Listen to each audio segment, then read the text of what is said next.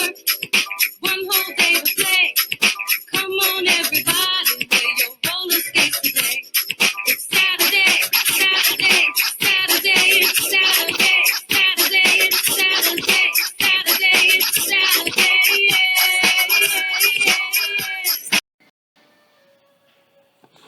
Hello, friends, and welcome to another episode of Career Exploration Saturday. I'm your host, Ebony Tyler. I have real conversations with real people about real jobs. So, shout out to Liberated Success longtime supporter Debbie Bell for introducing this week's guest, Eva Mckend, a congressional correspondent. Me and Eva had a great conversation, and this happened back in March. It was a short conversation full of tips for young people who are interested in choosing a career in journalism. All right, let's jump right in. Good afternoon, Eva, and welcome to Career Exploration Saturday. I'm so glad to have you here today. Thank you for having me. So, I like to start all the conversations. Tell us who 16-year-old Eva was. Did you have it all together? Did you know what you want to be when you grow up? Well, I certainly didn't have it all together, but I was ambitious from a pretty young age, I would say. I was attending Birch, Waltham Lennox School in Manhattan, on the Upper East Side of Manhattan, on 77th between 2nd and 3rd for the New Yorkers watching. And I had found out that one of my classmates' mothers was working on the corporate side, not on the editorial side, but the corporate side of Essence magazine. And so I was really persistent in pitching her to intern for Essence, even though they weren't taking high school interns. It was really a college internship program. But I was very, very persistent. And as a result, so was she in being my advocate. And there I was the following summer, just 16 years old, doing a really wonderful internship program with college students at Essence. That's pretty awesome. I mean, those independent schools, it's all about your network and leveraging those relationships. So shout out to you at 16 for knowing what you wanted to do and then going to get it through a parent at the school. I love that. So did you go straight off to college, and where'd you go? What'd you study? I did. Yep. I went to Swarthmore College undergrad. It was a beautiful campus. That's what really won me. I knew I didn't want to stay in New York City. I didn't necessarily want to be in the Northeast. I could have, gone out west or gone. I wanted to be somewhat distant from home, but really, Swarthmore won me because I was really impressed with the campus. It was a beautiful campus. It has an arboretum. It is an arboretum. So yeah, it's a lovely, lovely place. And you majored in English. Yes. Mm-hmm. Why did you choose that major? Well, Yeah. honestly, Swarthmore is a very academically rigorous environment. And I was confident if I chose English that I could graduate in 4 years. Okay. So that was really the primary motivation. I wish it were more glamorous than that, but it really wasn't. It wasn't that I fell in love with the major or anything like that. It was just like I looked at the level of work, and sometimes you really have to make these practical choices. I looked at the level of work and I said, I could do this. I looked at the professors in the department, the level of support I would receive, and I was confident that I could graduate on time. And then you went off to get a master's degree right after, or did you take some time and work and figure things out? No, I went right ahead, and I went to Syracuse University. I did the Newhouse program in broadcast and digital journalism.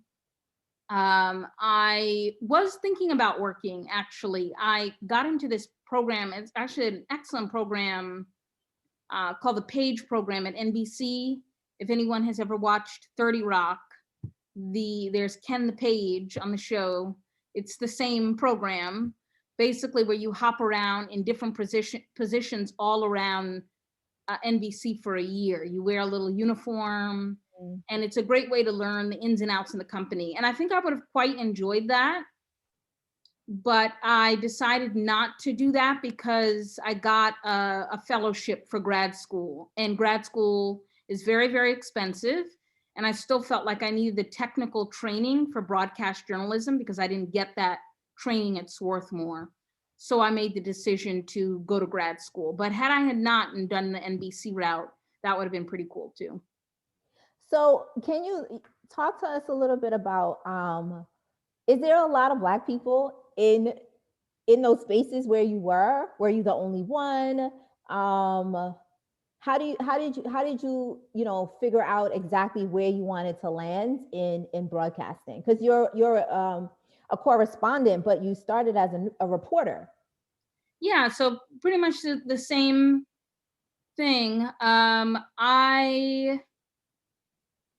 Were there a lot of Black folks in these spaces?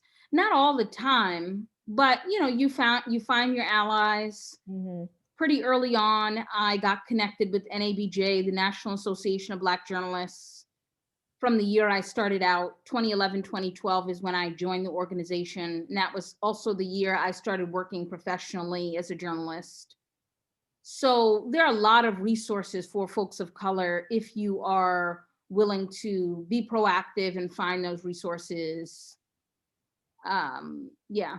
So, but I mean, no, not all the time. Not in every space are there going to be folks of color. But I would say over time, if you're in these spaces long enough, you start to recognize the same people in all of these spaces. So that's a plus. You start to gain a little network. Yeah. So what is it like being a reporter? Because I found you on LinkedIn and did some research. So you were a reporter intern, and then you were also a morning news and evening reporter. What's the difference between a reporter and an anchor? Yeah, so an anchor primarily functions as a news reader and a host, whereas the reporter oftentimes goes out every day and turns stories and comes back and turns a report. So I've been both. Both are really wonderful jobs. Anchoring is really nice because you are the anchor of the boat, right? You are in charge of the ship, manning the ship. And it's a really wonderful feeling. And it also is nice to be a presence in a community. Mm-hmm. I think, especially when I was in Vermont, being on the anchor desk, it really allowed the community and people in the state to get to know me because I was a constant presence on their TV. So I think as an anchor, you have the opportunity to connect a little bit more because you're on TV for a longer time than the reporter is.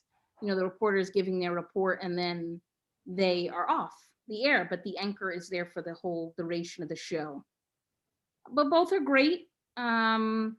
Starting out, you typically don't start out as an anchor. So starting out, I was a reporter in upstate New York, and then I went to Vermont, and then I came to DC, where I am now, and I'm back reporting. And I do miss anchoring. It was a lot of fun. I certainly miss Vermont. It was a beautiful place. Mm-hmm. But this is a nice opportunity too. Being a reporter, you have the chance to hold elected officials accountable and be on the ground. And it's also an exciting opportunity as well. So right now, like you said, you're in DC as a congressional correspondent. So this is probably a very exciting time for you with everything that's happening. We just got these Biden bucks going out this weekend. Yeah. And the vaccine. I mean, the beginning of the year we had the insurrection. So much stuff is happening. So what's the feel like in DC, and what's your day-to-day like now in that role? It's funny you mentioned the Biden bucks. Yeah, once that stimmy hits, people and getting the vaccine. I already feel it. I already feel the vibrancy and people wanting to get back out and about on these streets. And then, of course, it's also getting warmer. It's an exciting time to be in Washington. It's always interesting when there is a transition in administrations because a whole new crop of young professionals come in, and some would say that they set the tone for the city. We haven't seen that as much quite yet because of the pandemic. A lot of people haven't been able to be out and about, but in the coming months, when folks get vaccinated and more people are able to move around, I think we'll sense that shift in culture even more. But yeah, I mean, it's great. I think that having the opportunity to be on the front lines and ask lawmakers questions that need answers is cool, is really cool. And I've specifically had the chance to go toe to toe with Senate Minority Leader Mitch McConnell when he was in the majority, when he was majority leader. And I had some pretty big moments with him the last few years where I've elicited some pretty robust responses on everything from climate change to reparations. So that has been a really exciting, I would say opportunity. Sorry to use that word a lot. I do use that word a lot. No, it's okay. I feel like journalism is more rooted in education, and you really have to know your craft, as opposed to everyone's got an opinion on social media, right?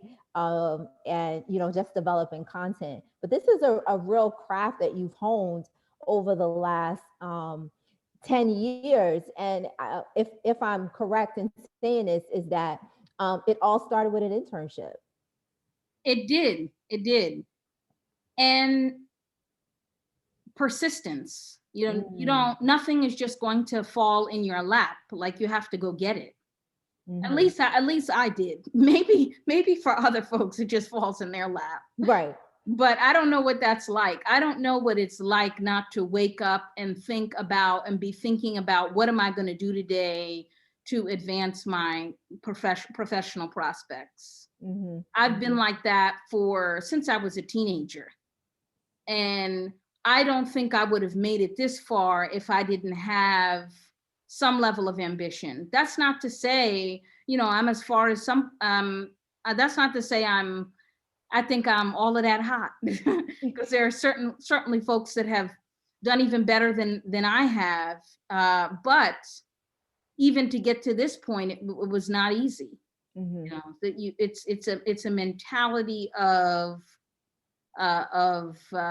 just constantly hustling, networking, and just being really aggressive about trying to do good work, and then also meet folks that will help elevate your platform. Eva, I know you're busy. I know you got to get back out there to tell the story of the world. So what would you say to a young person who's interested in being an anchor, a reporter, going into journalism? What would you tell them how to get into this field, what they should do? Well, I would say, first and foremost, so everyone thinks, oh, I got to get an internship. I just need to get that internship and make those early connections, show that I can work hard and build myself up from there. But I would say even before the internship, it's really critical that you have solid, strong writing skills, or that you're working with a professor or a mentor or a teacher that is crafting your resume, your cover letter, and everything like that, so that when you go to apply for that first internship, you get it. And you're doing so with the most solid portfolio that you can. I can't tell you how many times young people reach out to me and they ask for help getting internships, or they ask for a connection to someone, and they're sending me stuff with typos and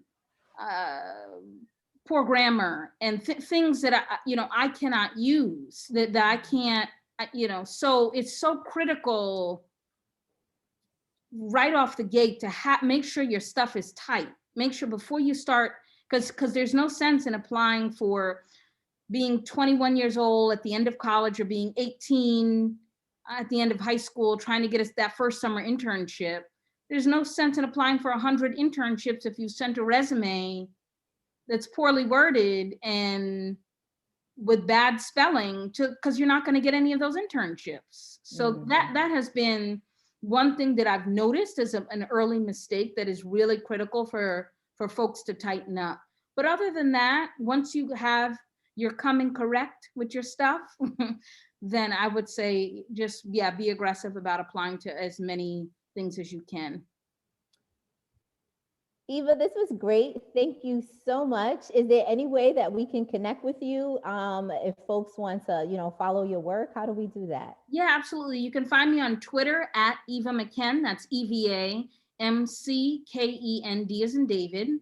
Or you can email me at emckend1@gmail.com. That's EMCKEND1@gmail.com. And I'm happy to continue the conversation. Thank you so much, Eva. Thank you. Thank you. Thank you so much, Eva. So, some takeaways are you have to identify your allies, be proactive, use your network and resources, get connected with professional organizations in the beginning of your career to begin building your professional network. Two, don't be shy. Be persistent, ambitious, and aggressive to get what you want in your career. No one is going to hand anything to you.